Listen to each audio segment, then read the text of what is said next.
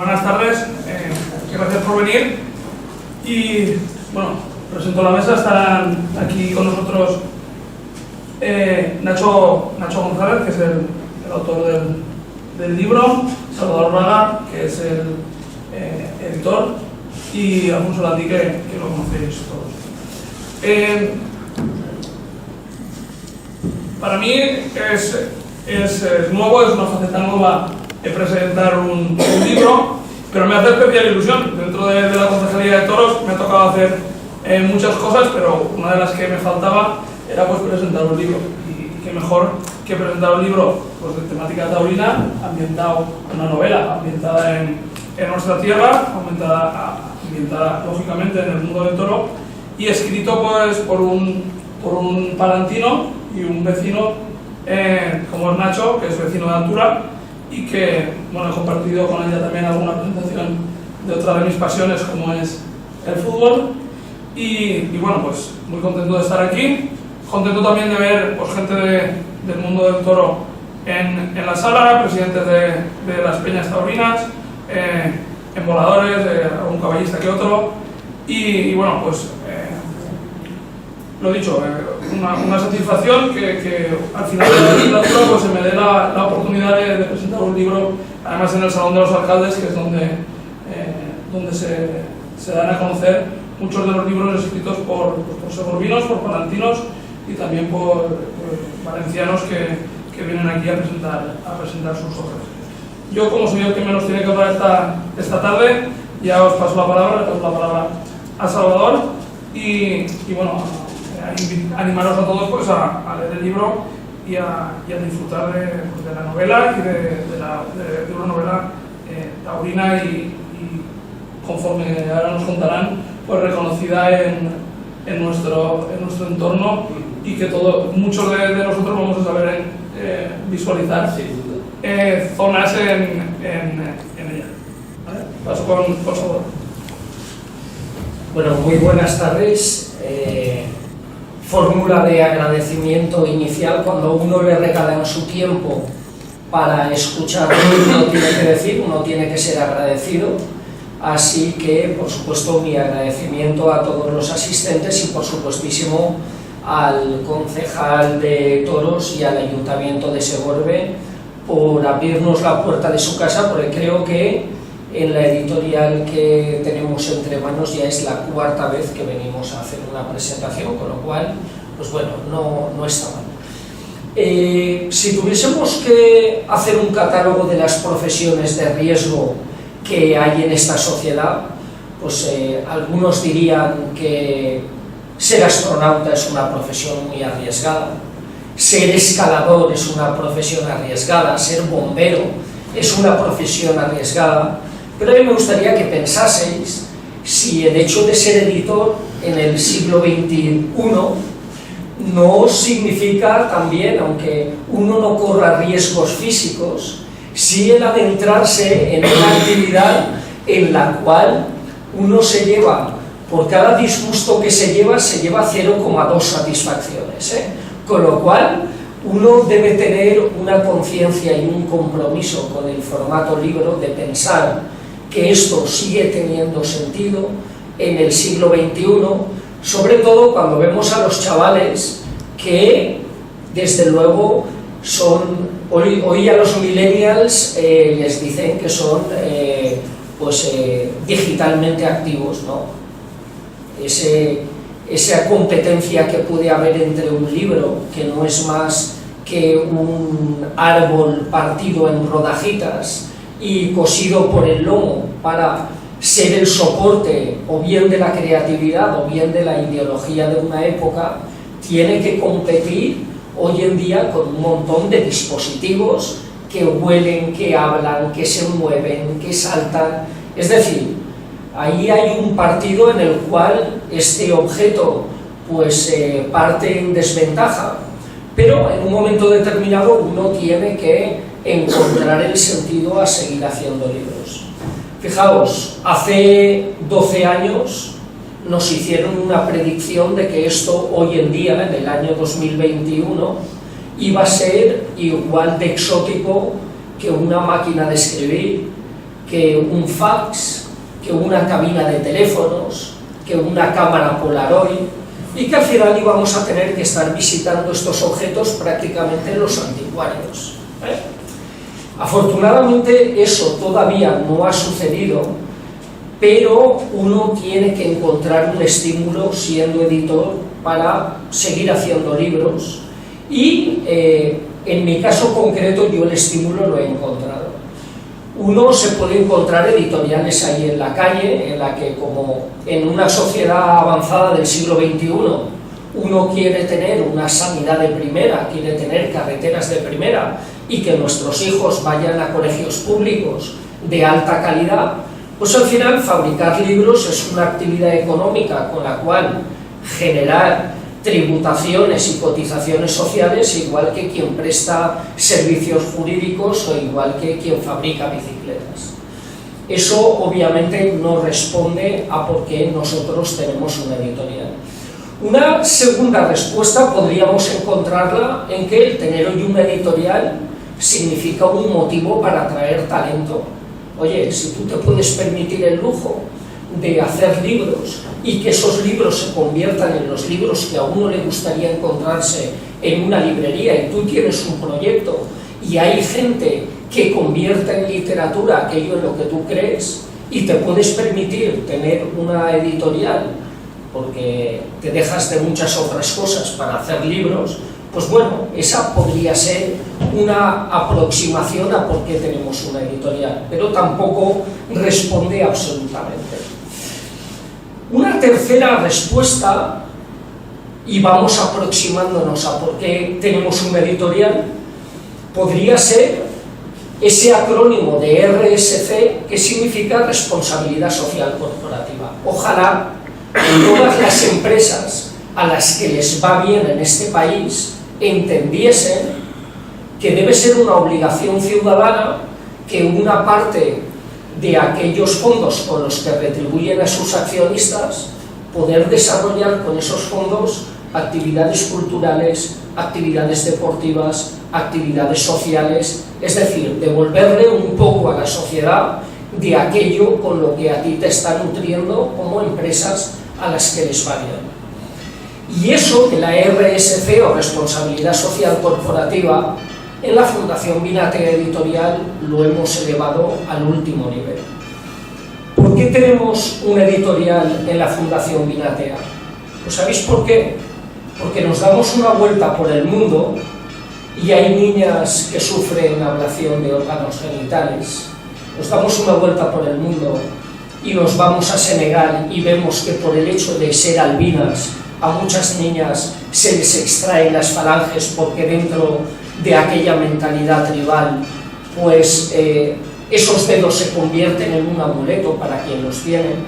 O nos vamos a Indonesia y nos encontramos con que hay niñas cuya máxima aspiración es la de conseguir 20 céntimos de euro con bolsas de plástico para ayudar a comer a sus familias. O si no se te ha acabado todavía la curiosidad, aterrizas en un aeropuerto como el de El Salvador y le preguntas al guía por qué ahí hay un montón de niñas entre los taxis a las cuales les faltan falanges de la mano.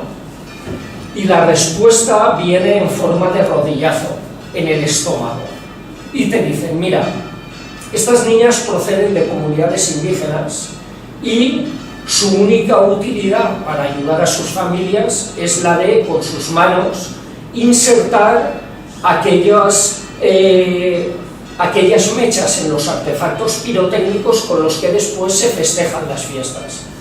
Podemos imaginarnos que las medidas de seguridad de esa pólvora es más o menos limitada y cuando estalla la pólvora estallan las manos de las niñas y se convierten en una boca improductiva, con lo cual están destinadas a ejercer la prostitución en los aeropuertos internacionales a razón de $2 americanos el servicio. El servicio, entre comillas, subrayadito y en fluorescente.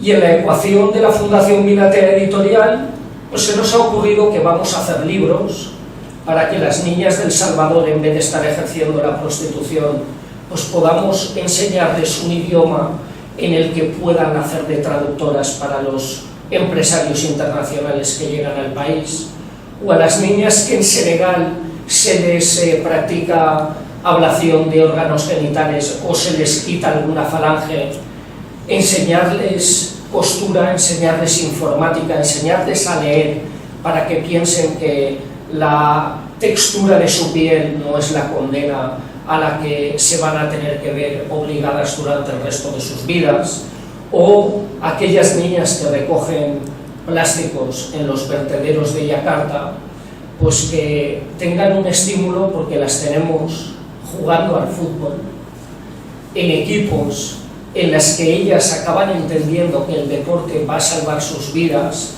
y acabamos generando fondos para ayudar a sus familias, pues con otros estímulos distintos.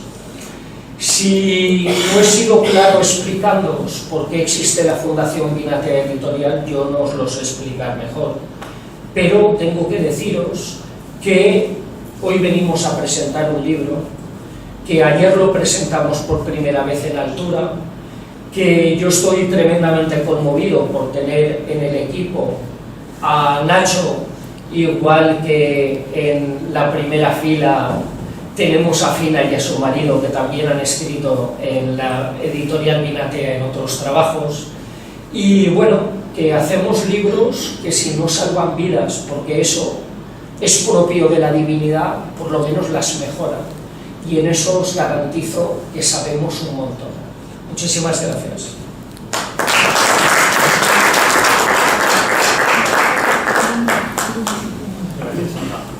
Bueno, buenas tardes a todos. Para quienes no me conozcáis, me llamo José Ignacio Nacho González Ors.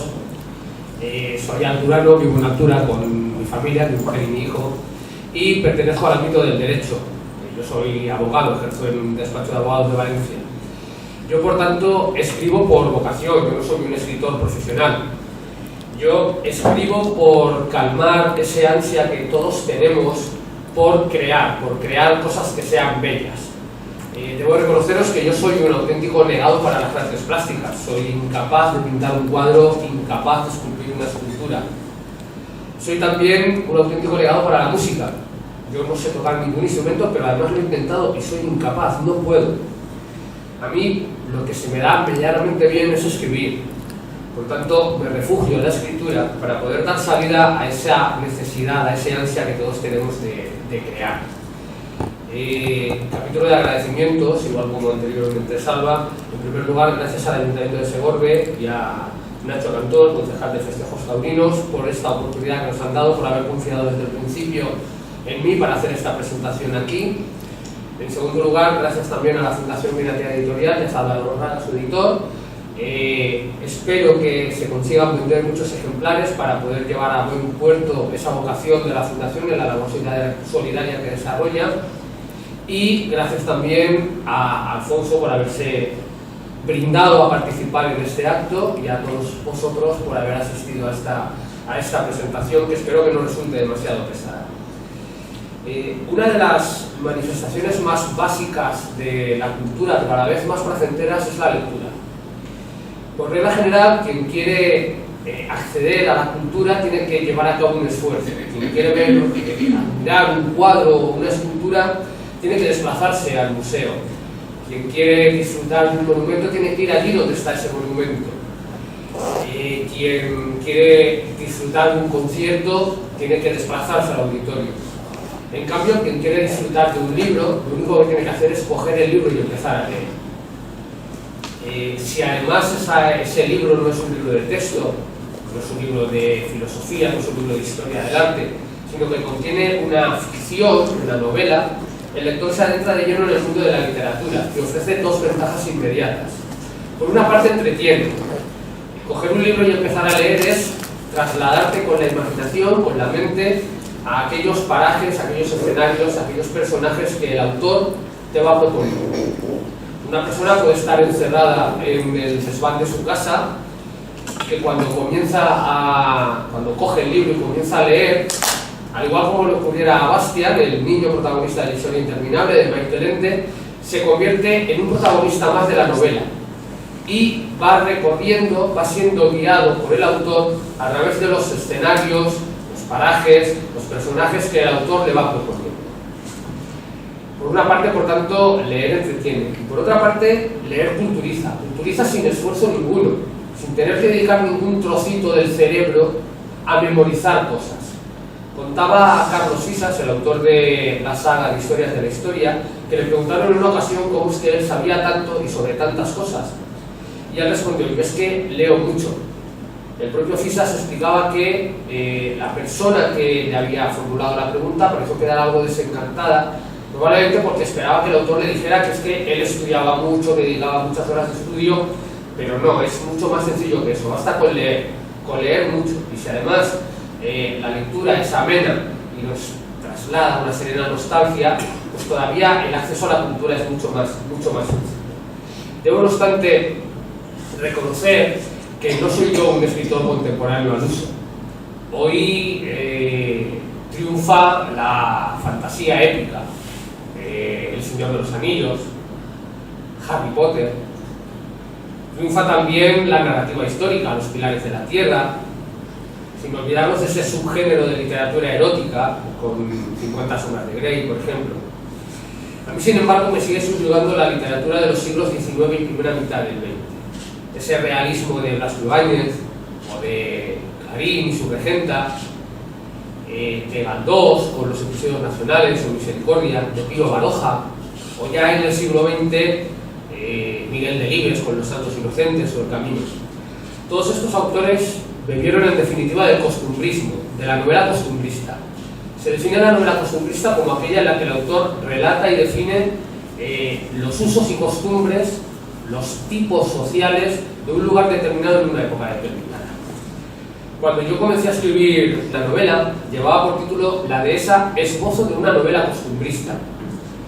Pretendía yo, y si lo he conseguido o no, ya es cosa del lector quien lo decida, describir cómo era la sociedad rural española durante la segunda mitad del siglo XX. Para ello, imaginé una población inventada que ubiqué en las estribaciones del Alto Palancia y, tomando como hilo conductor la vida de una ganadería de reses bravas, estructurada a modo de mas o masía castellonense, fui desgranando capítulo a capítulo la vida cotidiana de la sociedad rural castellonense durante la década de los 80 del pasado siglo.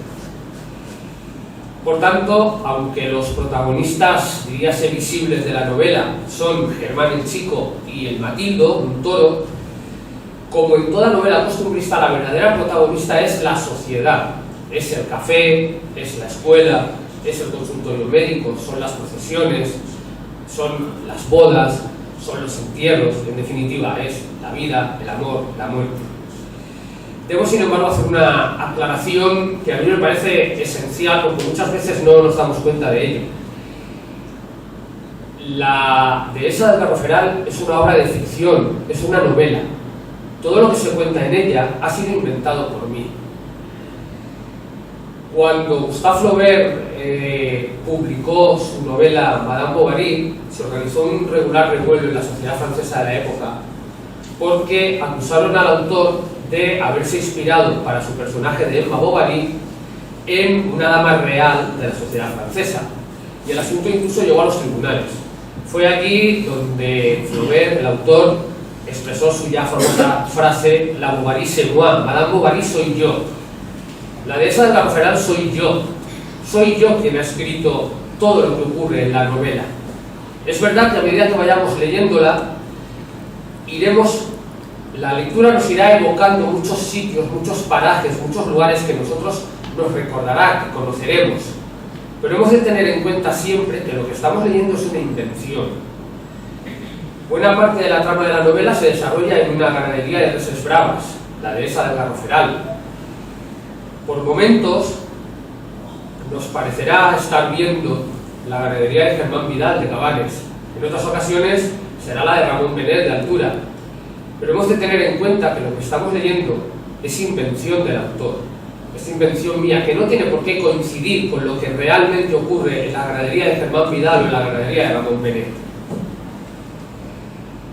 Pero decía, si los protagonistas de la novela es la sociedad rural castellonense, es indiscutible que buena parte del protagonismo la tiene el mundo taurino y de los festejos taurinos populares. En España se celebran al cabo del año miles de festejos taurinos populares. Se celebraban en la década de los 80, donde está ambientada esta novela, y se siguen celebrando hoy en día. Hasta el extremo de que muchas fiestas de pueblos, de poblaciones, no se entenderían sin su semana taurina, sin su semana de toros. La fiesta de los toros, los festejos taurinos, forman parte de la idiosincrasia de las propias poblaciones. Y se produce una situación muy curiosa sociológicamente, y es que hay personas que no son especialmente aficionadas a los toros, y sin embargo cuando llegan las fiestas patronales de su pueblo, les gusta acudir a la entrada, les gusta acudir a la tarde de toros, les gusta ir al toro embolado, porque esos festejos trascienden de ser solamente festejos taurinos para ser parte esencial de la propia fiesta.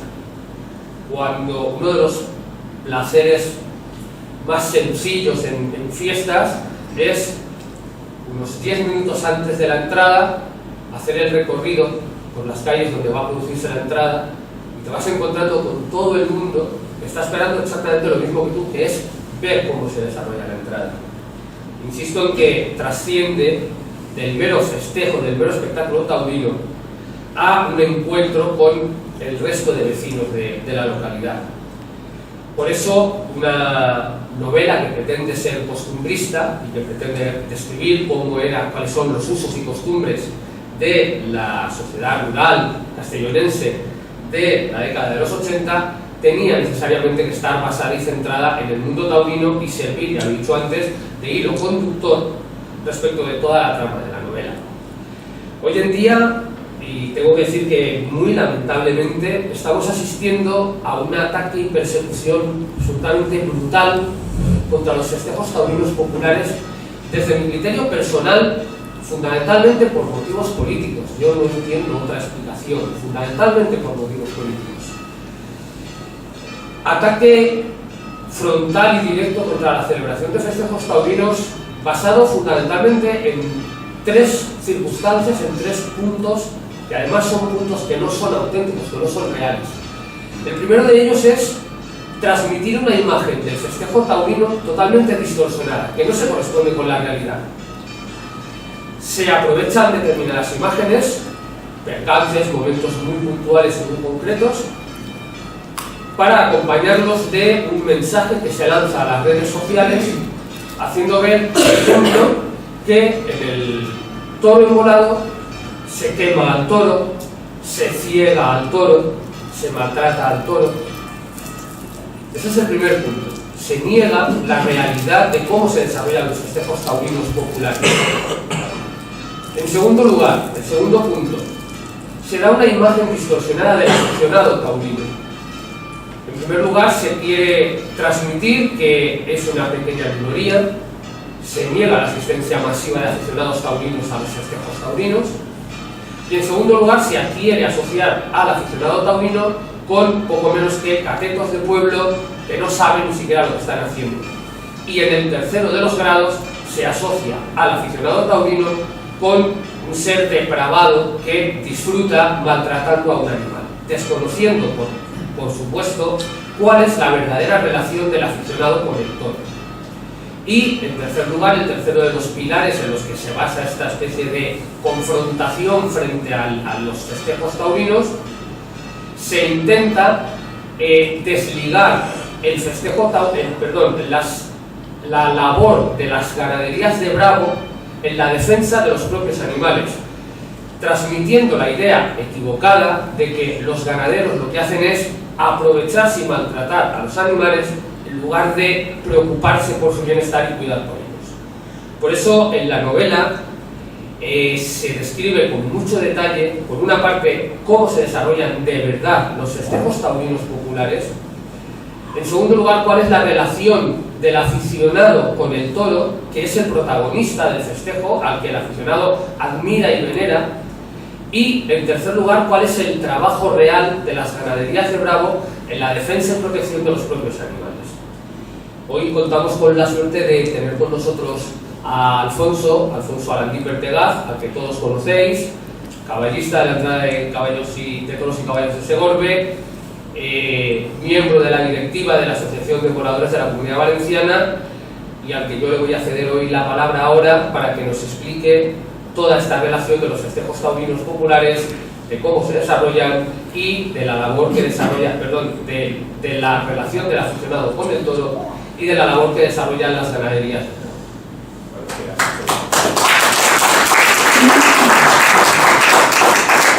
Buenas tardes.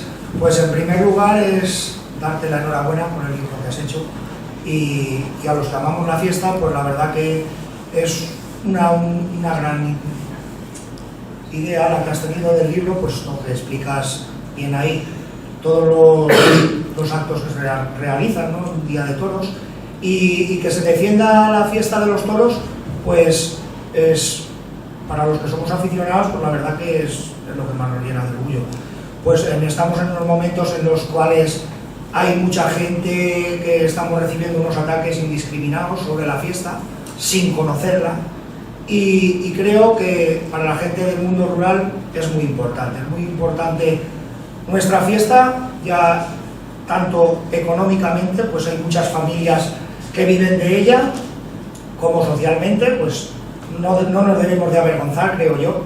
Creo que tenemos una fiesta que es maravillosa, aquí toda la vida en esta zona, pues yo he oído siempre, ¿no?, una fiesta sin toros no es fiesta, y los hechos están ahí, ¿no? Hay que ver la semana de toros, por ejemplo, de aquí de Segorbe, o de Altura, o de Castelnuovo, y ver la cantidad de gente que recoge. Unos son más aficionados, otros son menos, pero ahí están.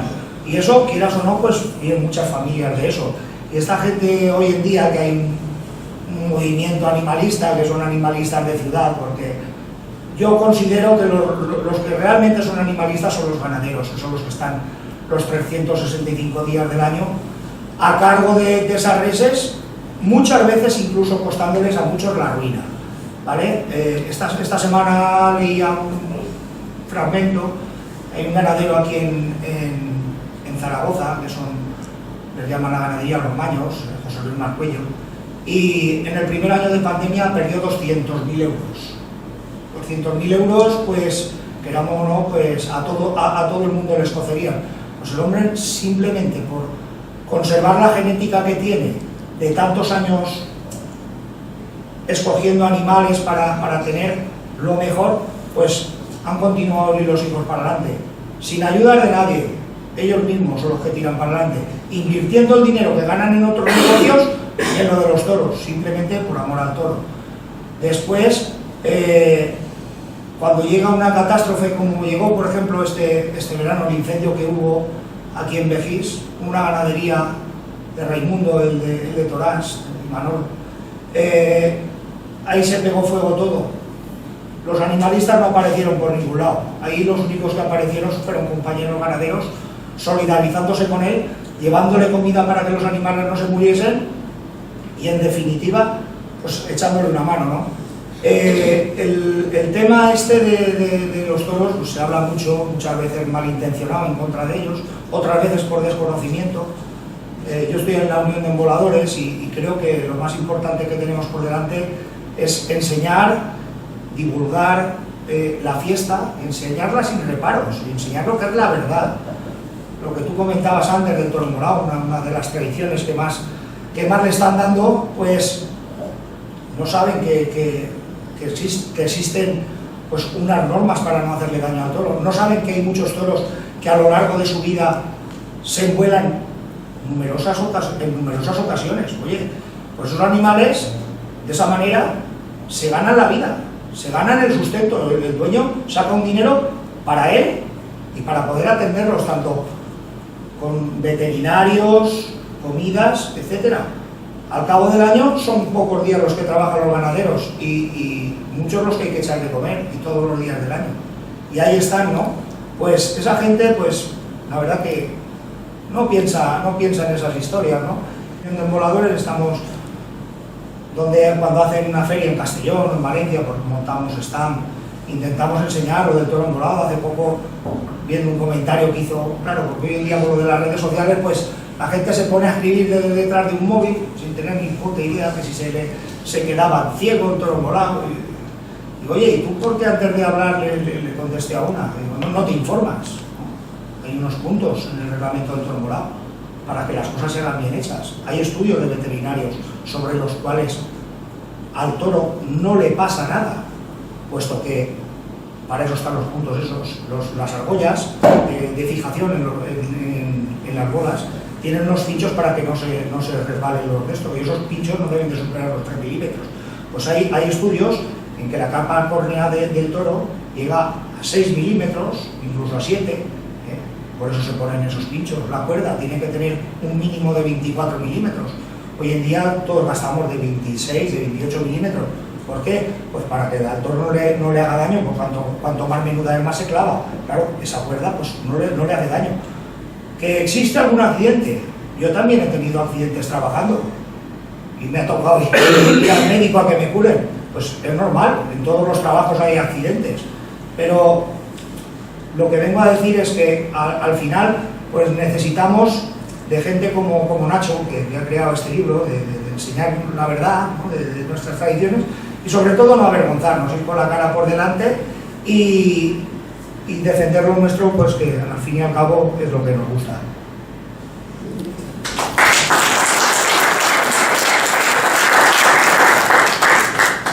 Al hilo de lo que estaba comentando Alfonso, me ha venido a la mente algo que sí que quiero decir y que no quiero dejar la oportunidad de decir.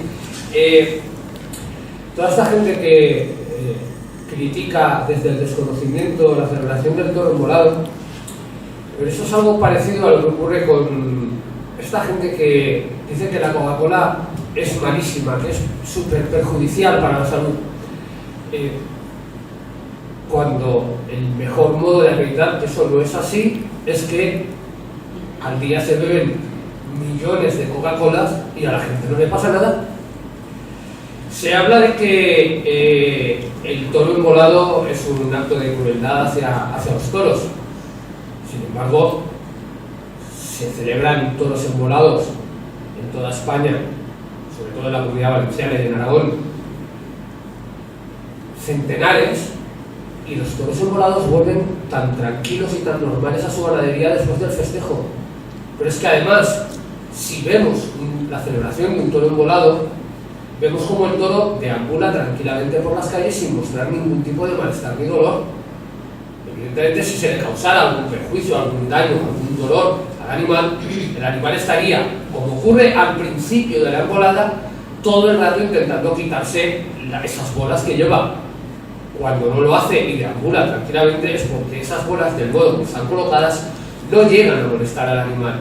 Y cuando acaba la embolada, que dura media hora, el animal vuelve al toril, del toril al camino y del camino a la ganadería, sin necesitar ningún tipo de cura. Cuando se produce algún percance, cuando se produce algún fallecimiento en un festejo taurino, inmediatamente saltan todas las voces que califican el festejo de un festejo asesino. Durante este verano se produjeron 15 fallecimientos en festejos taurinos. Solo durante ese verano, o sea, durante los meses de verano, se produjeron más de 200 ahogados en piscinas y en el mar. ¿Por qué nadie califica las piscinas o el mar de sitios asesinos? Porque todo el mundo entiende que son accidentes, percances que ocurren, que a nadie nos gusta que ocurran, por supuesto, pero que ocurren. Lo mismo ocurre con los festejos taurinos. Si nos centramos en los 15 fallecidos, estamos distorsionando la realidad de cómo se desarrolla, de cómo se celebra ese festejo taurino. Ahora ya sí, para ir acabando, me gustaría retomar el hilo literario de la novela, porque en definitiva tengamos en cuenta que es una novela, para explicaros cómo se estructura el libro, cómo se estructura la novela. La novela se divide en dos partes. La primera tiene lugar durante el año 1982 y la segunda 4 años más tarde, en 1986. Eso me permitió como autor ampliar mucho el abanico de tramas que se desarrollan durante la novela. La novela comienza con Germán el Chico, un niño de 10 años, esperando impaciente el nacimiento de un nuevo ternero, el Matildo. Por lo tanto, a Germán el Chico le pasan cosas de niño. Durante la segunda parte de la novela, han transcurrido 4 años, Germán el Chico es ya un adolescente de 14 años y por lo tanto le pasan cosas de adolescente, y el Matildo se ha convertido ya en un cuatreño, en un toro hecho y derecho. A su vez, cada una de las dos partes está dividida en capítulos. En esos capítulos es donde yo voy aprovechando para ir desarrollando las diferentes subtramas que tienen lugar a lo largo de la novela, describiendo cómo era la vida cotidiana de la sociedad rural brasileña. Cada capítulo empieza, la historia que narra, empieza y acaba en el mismo capítulo, lo cual permite al lector leer un capítulo y tener la sensación de que ha estado leyendo un relato. Pero además, el final de cada capítulo enlaza con el principio del capítulo siguiente, con lo cual se consigue, al menos así lo entiendo yo, darle una continuidad a la novela. Las diferentes subtramas que se van desarrollando durante la novela convergen al final de la historia, que termina del mismo modo como empieza, cerrando así el ciclo de la vida cotidiana de la sociedad. Y alguien puede plantearse, bueno, ¿y por qué se desarrolla la trama durante la década de los 80? Pues porque, a mi juicio, esa década supuso en España el tránsito de la sociedad tradicional a la sociedad moderna. Durante la década de los 70, España era una sociedad evidentemente tradicional. En la década de los 70, en la década de los 90, España se había convertido ya en una sociedad moderna. Y entre esas dos décadas, entre los 70 y los 90, es decir, en la década de los 80, fue cuando se produce el tránsito de la sociedad tradicional a la sociedad moderna actual. Por eso quienes vivimos esa época la recordamos con tanta intensidad. Y alguien puede también plantearse, bueno, ¿y por qué exactamente los años 1982 y 1986?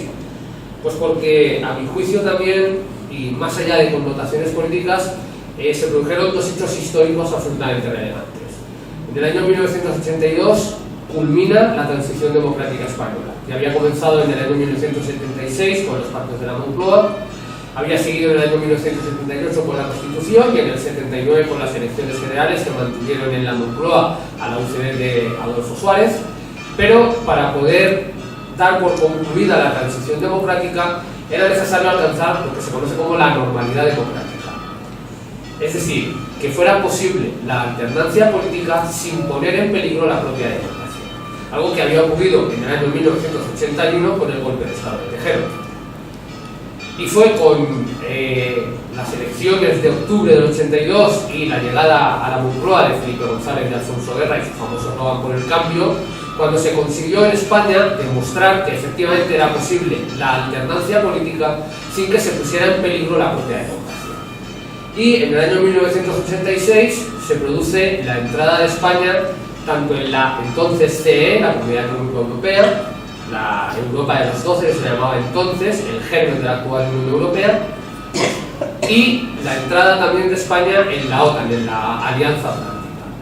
España pasaba así de ser un país internacionalmente aislado a ser un país integrado internacionalmente en las dos organizaciones occidentales más importantes económicamente, la CE, y militarmente la OTAN. Por lo tanto, me pareció a mí oportuno aprovechar esos dos hitos para utilizar esos 2 años, 1982 y 1986, como los años en que se desarrollara la trama de la novela en la primera parte y en la segunda parte de la novela.